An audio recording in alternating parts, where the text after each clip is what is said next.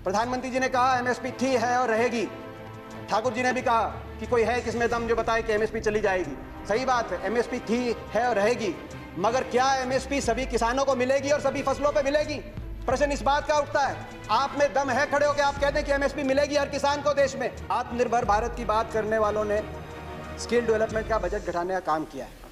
संवेदनशीलता की बात करने वालों ने दिव्यांग कल्याण का बजट घटाने का काम किया। तो न्यू इंडिया की बात करने वाले सरकार ने वैज्ञानिक अनुसंधान का बजट घटाने का काम किया है। सबका साथ सबका विकास का नारा देने वाली सरकार ने अल्पसंख्यक कल्याण का बजट घटाने का काम किया है। तो राष्ट्रवाद की बात करने वाली सरकार ने जवानों की पेंशन का बजट घटाने का काम किया है। किसानों की आय दुगनी करने की बात करने वाली सरकार ने कृषि बजट घटाने का काम किया है। तो भारत को विश्व गुरु बनाने की बात करने वाली सरकार ने शिक्षा का बजट घटाने का काम किया है।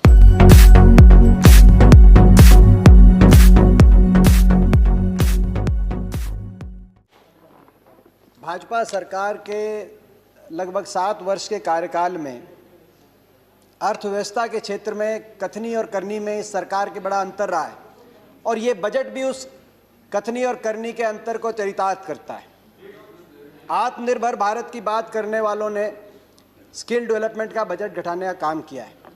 संवेदनशीलता की बात करने वालों ने दिव्यांग कल्याण का बजट घटाने का काम किया। तो न्यू इंडिया की बात करने वाले सरकार ने वैज्ञानिक अनुसंधान का बजट घटाने का काम किया है। सबका साथ सबका विकास का नारा देने वाली सरकार ने अल्पसंख्यक कल्याण का बजट घटाने का काम किया है। तो राष्ट्रवाद की बात करने वाली सरकार ने जवानों की पेंशन का बजट घटाने का काम किया। किसानों की आय दुगनी करने की बात करने वाली सरकार ने कृषि बजट घटाने का काम किया है। तो भारत को विश्व गुरु बनाने की बात करने वाली सरकार ने शिक्षा का बजट घटाने का काम किया। मगर ये कथनी और करनी में अंतर केवल इस बजट तक सीमित नहीं है। 7 साल का कार्यकाल इसका गवाह। बड़े बड़े नारे दिए गए। नारा था कि 2 करोड़ रोजगार हर साल देंगे, 14 करोड़ मिल जाने चाहिए थे 7 साल में। मगर यही सरकार है जिसके कार्यकाल में पिछले साल 70 साल में सबसे अधिक बेरोजगारी के दर को सरकारी आंकड़ों के माध्यम से NSSO के सर्वे ने दिखाने का काम किया। मगर 70 साल का केवल अकलौता बेरोजगारी का रिकॉर्ड नहीं तोड़ा। 70 साल में सबसे ज्यादा बेरोजगारी दर हुआ तो आपकी सरकार में। 70 साल में सबसे ज्यादा डीजल पेट्रोल महंगा हुआ तो आपकी सरकार में। 70 साल में डीजल पेट्रोल पे सबसे ज्यादा टैक्स लिया गया, पेट्रोल जीवी सरकार है, तो आपकी सरकार में। 70 साल में रुपया डॉलर के मुकाबले में सबसे नीचे गिरा, सबसे रुपया सस्ता हुआ तो आपकी सरकार में। 70 साल में NPA के माध्यम से बैंक का कर्जा सबसे ज्यादा डूबा गया तो आपकी सरकार में। और 70 साल में गरीब अमीर के बीच में अंतर सबसे ज्यादा बढ़ा तो आपकी सरकार में। 1% सबसे अमीर व्यक्तियों के पास 73% संपत्ति। केवल कोरोना काल में 11 सबसे अमीर जो हिंदुस्तानी हैं उनकी संपत्ति में 13 लाख करोड़ का इजाफा। जो MSP की हम मांग कर रहे हैं, MSP को लागू करने में विशेषज्ञों का आकलन है, हरीश दामोदरन का एक लेख आया है कि वो केवल 1.5 से 2 लाख में, क्योंकि जितने खरीदा जाएगा कुछ बेचा भी जाएगा, 1.5 से 2 लाख के घाटे में MSP पूरी तरीके से लागू की जा सकती है।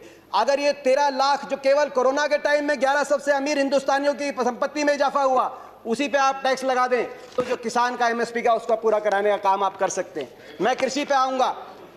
उम्मीद थी कि ये बजट किसानों को समर्पित होगा, क्योंकि जब आपकी अर्थव्यवस्था डगमगा गई थी कोरोना में तो किसान अपने हल को लेकर निकला था, ट्रैक्टर का स्टीयरिंग पकड़ के निकला था और अर्थव्यवस्था को बचाने का काम किया था। उस समय आपकी भोजन की व्यवस्था अबाधित किसान ने देने का काम किया था। लेकिन कृषि बजट को ही आपने घटा दिया 8.5%। कृषि कानून पे बड़ी चर्चा हुई। ये कहा गया कि आंदोलन के बारे में बात करिए, इन कानूनों में काला क्या है ये हमें नहीं बताया गया। मैं 2-3 बातें उसमें भी बताना चाहता हूं, काला क्या है। आपने कहा 11 राउंड बातचीत की हुई, किसान संगठनों ने कुछ काला नहीं बताया। नजरिए का फर्क है। आप इसको बड़े व्यवसायी के प्रॉफिट मार्जिन के नजरिए से देखते हैं या आप इसको किसान के जीवन मरण जीविका के नजरिए से देखते हैं। कहा गया कि बिन मांगे दिया गया, और बिन मांगे बहुत से कानून दिए गए थे। बाल कानून बिन मांगे दिया गया था, दहेज कानून, ट्रिपल तलाक बिन मांगे, कई बार अच्छे कानून बिन मांगे भी दिए जाते हैं। फर्क है उनमें और इसमें फर्क है। उनमें जिस वर्ग के लिए दिया गया वो वर्ग संघर्ष और आंदोलन के रास्ते पे नहीं आया। बाल कानून लागू हुआ तो दिल्ली को बच्चों ने नहीं घेरा बाल कानून वापस लिया जाए। दहेज का कानून आया तो महिलाएं धरने पे नहीं बैठी कि हमें दहेज देना है। मगर यहां जिस वर्ग के लिए आपने दिया वो वर्ग आज आपके दरवाजे पे आया है, दिल्ली के आसपास लाखों की तादाद में बैठा है। आपने कहा मंडियां, अनुराग जी ने कहा मंडियां खत्म नहीं हुई, सही बात है, मंडी इसमें कोई प्रावधान नहीं मंडी समाप्त करने का। 2 मंडियां बन गई हैं, एक निजी मंडी जिसमें टैक्स नहीं लगेगा और एक सरकारी मंडी जिसमें टैक्स लगता है। 2 मंडी, एक देश एक विधान, एक देश एक संविधान, एक देश एक निशान, एक देश एक चुनाव, एक देश एक मार्केट। तो एक देश 2 मंडियां क्यों? किसान ही क्यों मिला आपको? एक मंडी। और ये जो टैक्स आप कह रहे टैक्स मुक्त कर दिया, टैक्स कौन देता है? खरीदार देता है इन मंडियों में टैक्स, किसान नहीं देता। पंजाब में 6.5%, हरियाणा में 4% और सरकार को देता है। हरियाणा पंजाब का ग्रामीण इंफ्रास्ट्रक्चर अच्छा क्यों है? हर गांव में अच्छी सड़कें क्यों हैं? क्योंकि ये जो टैक्स जाता है ग्रामीण इंफ्रास्ट्रक्चर और इन मंडियों के और किसानों के विकास के लिए इस टैक्स का इस्तेमाल होता है, इसीलिए आज पंजाब हरियाणा सबसे आगे। फिर बात आई कि एमएसपी खत्म, प्रधानमंत्री जी ने कहा एमएसपी थी, है और रहेगी। ठाकुर जी ने भी कहा कि कोई है किसमें दम जो बताए कि एमएसपी चली जाएगी। सही बात है, एमएसपी थी, है और रहेगी, मगर क्या एमएसपी सभी किसानों को मिलेगी और सभी फसलों पे मिलेगी? प्रश्न इस बात का उठता है। आप में दम है खड़े होकर आप कह दें कि एमएसपी मिलेगी हर किसान को देश में? आज भी शांता कुमार कमेटी बताती है कि मात्र 6% से 16% तक किसानों को एमएसपी मिलती है। बाकी देश में बहुत से ऐसे प्रदेश है जहां पे एमएसपी नहीं मिलती। आपको चाहिए तो यह था जो पंजाब, हरियाणा, पश्चिमी उत्तर प्रदेश में एमएसपी मिलती है वही एमएसपी बिहार में मिले, जहां धान 800 रुपए, 1000 रुपए में जा रहा है, 1800 रुपए में हमारे यहां धान मिल रहा है। आपको चाहिए था कि इसको वहां पे लेके जाएं, मगर आप वहां के किसान को की परिस्थिति हमारे यहाँ की करने की बजाय हरियाणा पंजाब के किसान की परिस्थिति उस तरह की करने की तरफ लेके जाएं। प्राइवेट की बात करी कि आप प्राइवेट का खिलाफत कर रहे हैं, प्राइवेट की खिलाफत नहीं कर रहे। प्राइवेट आए, मगर मंडी के अंदर आने से किसने रोका प्राइवेट को? प्राइवेट मंडी के अंदर आए और एमएसपी से ज्यादा में खरीदे। कह रहे हैं बाहर भाव ज्यादा मिलेगा, विकल्प होगा, बाहर ज्यादा मिलेगा, बाहर ज्यादा भाव मिलेगा प्राइवेट में। तो आपको यह कानून बनाने में क्यों आपत्ति है कि अगर एमएसपी से कम का कोई कॉन्ट्रैक्ट होगा तो वो कानूनी बाध्य, उस पर बाध्य होगा।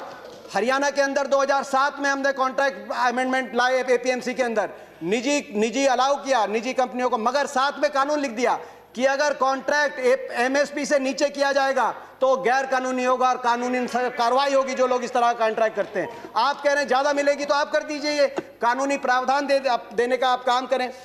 आपने कहा कि एक शरद पवार जी ने चिट्ठी लिखी थी, आपने कहा कि मुख्यमंत्रियों का समय हुड्डा कमेटी ने भी इसकी सिफारिश करी थी कि एपीएम सुधार हो, एपीएमसी एक्ट के अंदर बदलाव हो। मैं बताना चाहता हूं कि हुड्डा कमेटी ने, जिस कमेटी में प्रकाश सिंह बादल जी, ममता बनर्जी जी और नीतीश कुमार जी भी सदस्य थे, उस कमेटी ने क्या सुझाव दिया था इस पे? उन्होंने कहा था कि एपीएमसी में सुधार हो मगर एपीएमसी का विस्तार हो। सबसे पहले मंडी, जिस प्रकार से हरियाणा में हर 10 किलोमीटर में मंडी हमने स्थापित करी थी अपनी सरकार में, पूरे देश के अंदर हर 10 किलोमीटर में मंडी बने। दूसरा, प्राइवेट अगर आए तो मंडियों के अंदर आए, एमएसपी से ज्यादा पे खरीदें, एमएसपी से कम पे खरीदते हैं तो कानूनी कार्रवाई हो, वो ऐसी खरीदारी अलाउ ना हो। तीसरा, एमएसपी की कैलकुलेशन C2 के आधार पे हो, A2 कॉस्ट नहीं, C2 खर्चे के आधार पे एमएसपी कॉस्ट हो, जो आज किसानों की सबसे बड़ी मांग है। चौथा, एमएसपी जो चौथे उसमें कहा कि कर्जे का जो दर है वो no discussions please, no cross talk, no cross talk, no cross talk, किसी और की बात रिकॉर्ड पे नहीं जा रही है। दीपेंद्र जी कंटिन्यू। ये सिफारिश थी। मैं एक और बात कहना चाहता हूं। एक बात आई कि ओपन मार्केट, फ्री मार्केट अच्छी है। फ्री मार्केट हर चीज के लिए अच्छी नहीं है। मार्केट, अनियंत्रित मार्केट, किसान को आप अमेरिका का उदाहरण उठा के देखिए। अमेरिका में 1/4 लोग कृषि से जुड़े हुए थे आज से 50-60 साल पहले। फ्री मार्केट लेके आए, आज मात्र 1% अमेरिका की जनसंख्या कृषि पे आधारित है। क्या एक कंसेप्ट आया फ्री मार्केट के बाद? गेट बिग और गेट आउट। छोटा किसान सरवाइव नहीं कर पाया बड़े बड़े धन्नाडों के आगे, बड़े बड़े कॉर्पोरेट प्लेयर्स के आगे। आज अमेरिका के अंदर 450 एकड़ की जोत वाला एवरेज किसान के पास, हिंदुस्तान की तो है किसान की एवरेज जोत आज मात्र 1.7 एकड़ है। हमारी तो 50% आबादी कृषि क्षेत्र पर निमंत्रित है। ये कैसा मुकाबला करेंगे बड़े कॉर्पोरेट्स का? गेट बिग और गेट आउट, ये गेट आउट होंगे तो कहां जाएंगे? क्या हमारी अर्थव्यवस्था अमेरिका की तरह?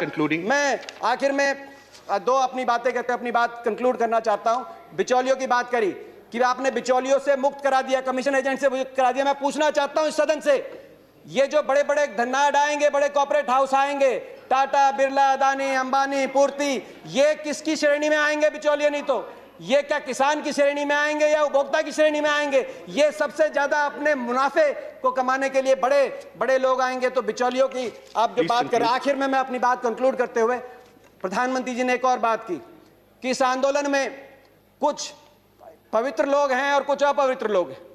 प्रधानमंत्री जी की बात हम मान लेते हैं, कम से कम आप पवित्र लोगों की बात मान लीजिए। आंदोलन में जो पवित्र लोग हैं, अगर आंदोलनकारी पवित्र हैं, पवित्र भावना से अपने हक के लिए बैठे हैं, आप उनकी बात मांग लीजिए और इसकी शुरुआत आप दो कदम उठा के उसकी शुरुआत करिए। आप तुरंत, मैं मांग करता हूं, बातचीत के दरवाजे, क्योंकि आप भागे थे 11वें राउंड में बातचीत से, 12वीं बातचीत के दरवाजे खोलें। आपकी प्रजा है, अपनी प्रजा की बात मानने से आप छोटे नहीं होंगे, अपनी प्रजा की बात मानने से आपकी हार नहीं होगी। बातचीत के दरवाजे खोलते हुए, और दूसरा, जो 200 लोगों ने, 200 से ज्यादा किसानों ने अपनी जान कुर्बान करी है, उनके परिवारों के लिए आपके लिए सहानुभूति का एक शब्द नहीं निकला। कम से कम उनके परिवारों की मदद के लिए एक पैकेज की घोषणा करके विश्वास बनेगा। हम विश्वास बनाने वाले लोग हैं, विश्वास बनेगा। मैं हाथ जोड़ के आपसे प्रार्थना करता हूं, आपकी प्रजा, आपके लोग हैं, इनकी बात मानिए। आपका बहुत बहुत धन्यवाद। जय हिंद, जय जवान, जय किसान।